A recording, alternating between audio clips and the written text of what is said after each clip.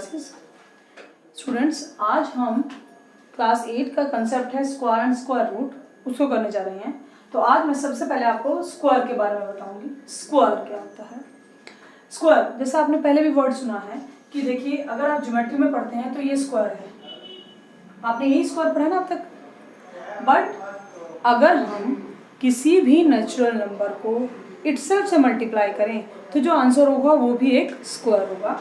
Means अगर 2 square, ये भी एक स्क्वायर है, 2 स्क्वायर, हम इसे लिख सकते हैं 2 into 2 is equals to 4।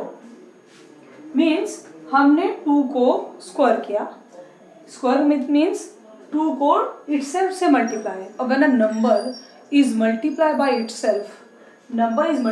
Itself, then we get the square. तो यहाँ पर ये दोनों नंबर स्क्वायर्ड हुए हैं और जो हमें प्रोडक्ट मिला है वो एक स्क्वायर नंबर है। वो क्या है? एक स्क्वायर नंबर। ठीक है। सो 2 स्क्वायर को हम क्या लिख सकते हैं? 2 इंटू 2।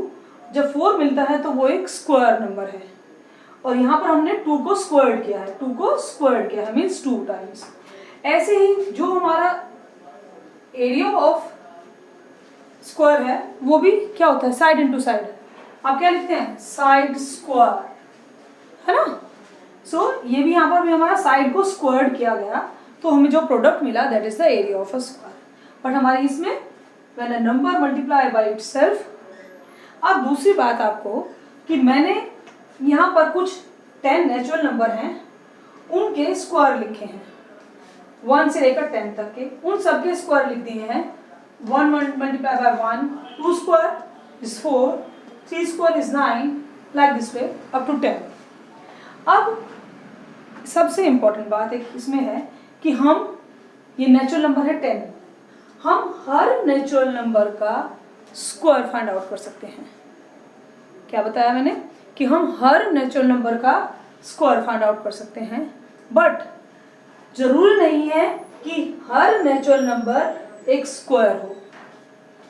समझो, इस बार 2 वर्ड्स हैं, स्क्वायर्ड एंड स्क्वायर।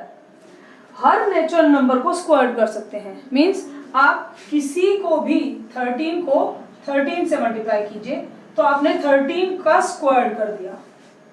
ठीक है, ये नेचुरल नंबर है 13, ये स्क्वायर किया आपने। ठीक, अब जो स्क्वायर करके आंसर आया 169, वो एक स्क्वायर नंबर है। अगर मैं 69 के ऊपर वाला एक 68 ले लूं, क्या 168 एक स्क्वायर नंबर है? 168 स्क्वायर नंबर, वो स्क्वायर नंबर नहीं है। बट आप 168 का स्क्वायर कर सकते हो। मीन्स क्या है कि हर नेचुरल नंबर को आप स्क्वायर करके आंसर निकाल सकते हो एंड जो प्रोडक्ट होगा वो एक स्क्वायर नंबर होगा। बट ये जरूर नहीं है कि हर नेचुरल नंबर एक स्क्वायर नंबर हो, वो परफेक्ट स्क्वायर हो। अब हम हर स्क्वायर नंबर को परफेक्ट स्क्वायर नंबर बोलते हैं। जैसे 169 is a perfect square number because it is a square of 13। ये 13 का स्क्वायर है ना। 169 क्या है? 13 का जब हमने स्क्वायर किया तब हमें मिला। सो 169 is a perfect square number and it is a square of 13। ठीक है, तो ये तो बात थी स्क्वायर की। चलिए अब हम आपको इनकी प्रॉपर्टीज कराते हैं। तो चलिए अब हम पढ़ते हैं properties of square numbers. Square number की प्रॉपर्टी। अब आप यहाँ पर देखिए कि मैंने 10 नेचुरल नंबर के स्क्वायर फाइंड आउट किए हैं। तो आप 10 इन जो भी हमारे परफेक्ट स्क्वायर हैं उनके यूनिट डिजिट पर ध्यान देंगे। किस पर ध्यान देना है? यूनिट डिजिट पर। जैसे अगर मैंने 2 का स्क्वायर किया तो यूनिट डिजिट 4 आया। 3 का स्क्वायर किया तो उसमें जो 9 आया वो यूनिट डिजिट एक ही डिजिट था, यूनिट डिजिट 9। 4 का स्क्वायर किया 16 आया, तो यूनिट डिजिट देखिए यहाँ पर क्या है? 6। बस यूनिट डिजिट पर ध्यान देना है। 5 को स्क्वायर किया 25 आंसर आया, तो उसकी यूनिट डिजिट पर ध्यान दीजिए, ओनली 5। 7 को स्क्वायर किया तो यूनिट डिजिट पर 9 आया। ठीक है, तो एंड सो ऑन। अब इस बात से हमारा रिजल्ट क्या निकलता है कि आप जब भी, अगर आप और भी ज्यादा नंबर को 20, 30 तक फाइंड आउट करें किसी भी नंबर का स्क्वायर, तो हमें ये रिजल्ट सामने आएगा कि जब हम जो भी स्क्वायर नंबर हैं जो भी परफेक्ट स्क्वायर नंबर हैं उनके वंस डिजिट पर कभी भी 2, 3, 7 या 8 नहीं होगा। ठीक है, तो फर्स्ट प्रॉपर्टी ये होगी, if digit at unit place पर अगर डिजिट हो 2, 3, 7 एंड 8, अगर ये डिजिट हैं तो वो नंबर कभी भी परफेक्ट स्क्वायर नंबर नहीं होगा। तो वो क्या नहीं होगा? Not a perfect square number, वो एक परफेक्ट स्क्वायर नंबर नहीं होगा। जैसे कि देखिए एग्जांपल के लिए 16 एक परफेक्ट स्क्वायर नंबर है, वहां पर क्या है आपके 6 है यूनिट डिजिट पर। 168, अभी मैंने आपको बताया 169 is a perfect square, but 168 is not a perfect square number. इसके यूनिट प्लेस पर क्या है 8, तो ये तो हमारा परफेक्ट स्क्वायर है, बट ये परफेक्ट स्क्वायर नहीं है, मुझे सोल्व भी करने की जरूरत नहीं है। अगर कोई नंबर लिखा है दिस वन, अब मुझे इसका कुछ भी करने की जरूरत नहीं है। सबसे पहले मैं यूनिट डिजिट देखूंगी, यूनिट डिजिट इज 3। अगर यूनिट डिजिट 3 है तो ये नंबर हमारा परफेक्ट स्क्वायर नंबर नहीं है।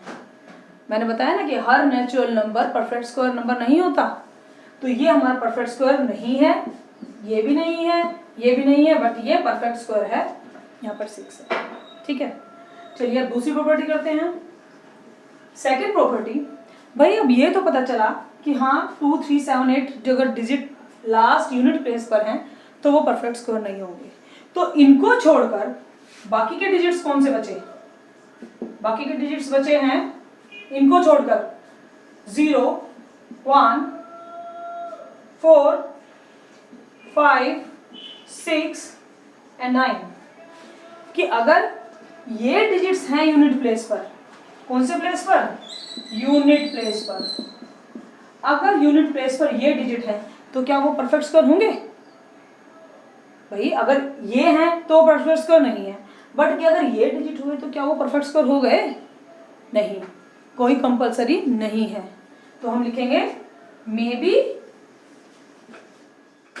और मे बी नॉट, हो भी सकते हैं और नहीं भी। ठीक है, कोई कंपलसरी नहीं है कि अगर ये डिजिट है तो वो कम हो। जैसे कि 2, 2, 6 यूनिट प्लेस पर 6 डिजिट है, but it is not a perfect square, ये परफेक्ट स्क्वायर नहीं है।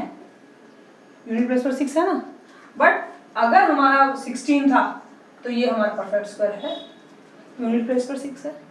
तो जरूरी नहीं है अगर ये डिजिट है, जैसे कि 100 हमारा एक परफेक्ट स्क्वायर नंबर है। क्यों? क्योंकि यहाँ पर इवन पेयर ऑफ जीरोस हैं, ये परफेक्ट स्क्वायर नंबर नहीं है। मगर क्या ये अब ये परफेक्ट स्क्वायर है?